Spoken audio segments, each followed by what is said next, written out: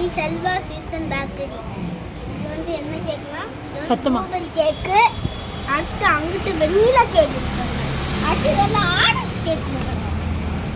இது வந்து வெண்ணிலா, அந்த ஜெல்லு வந்து எல்லோ கலர்ல மாசம் ஊற்றிருக்காங்க.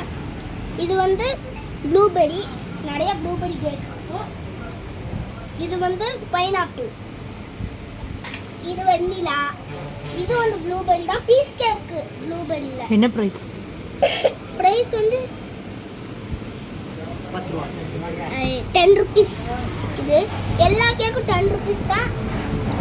ஆனால் இந்த பனானா கேக் சாப்பிட்டு வந்து எப்படி சொல்லுங்க. இந்த பீஸ் எவ்வளவு?